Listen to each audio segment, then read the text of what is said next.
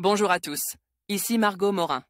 Bienvenue sur ma chaîne dédiée à tout ce qui touche à la maison, déco, organisation, astuces pratiques. Si vous aimez créer un espace qui vous ressemble et découvrir des conseils pour embellir votre intérieur, n'oubliez pas de vous abonner. Aujourd'hui, on va explorer ensemble un nouveau sujet pour transformer votre chez vous. Prêt? C'est parti! Bonjour à tous et bienvenue sur ma chaîne. Aujourd'hui, je vous propose de plonger dans l'histoire fascinante du béton, un matériau qui a révolutionné l'architecture et la construction à travers les ages. Nous allons explorer son évolution, depuis le ciment romain utilisé par les anciens bâtisseurs jusqu'à l'invention du béton arme, qui a permis de créer des structures audacieuses et durables. Je vous raconterai comment ces innovations ont façonné nos villes et influencent notre quotidien. Alors, installez-vous confortablement et découvrons ensemble cette incroyable aventure du béton. Le béton est de nos jours l'un des matériaux de construction les plus utilisés dans le monde. Il est vu comme une matière moderne, comme c'est le cas du béton arme.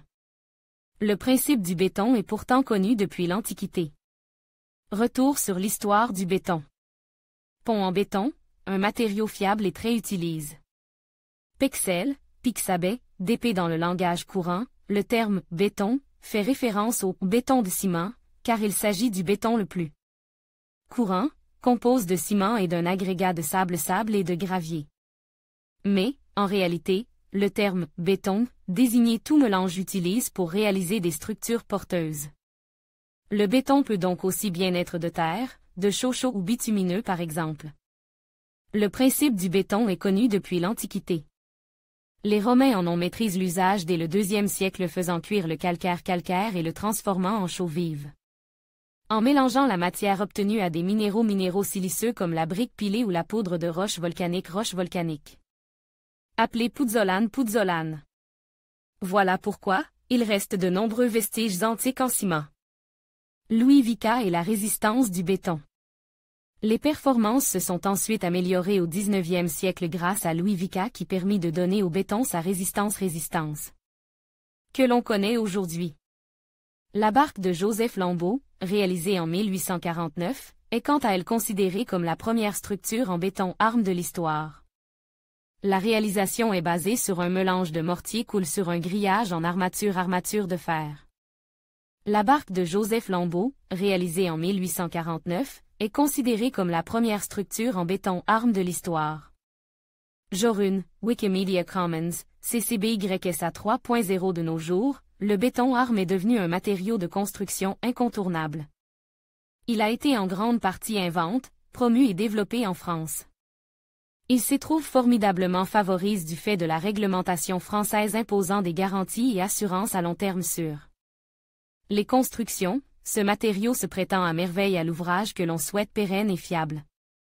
De nouvelles dispositions et pratiques émergentes sont apparues, favorisant l'usage du béton.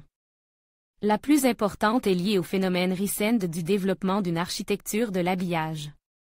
Alors que pendant très longtemps, l'essentiel des efforts architecturaux portait sur l'optimisation des plans et l'expression exacte des structures, la priorité semble donnée aujourd'hui à la façade.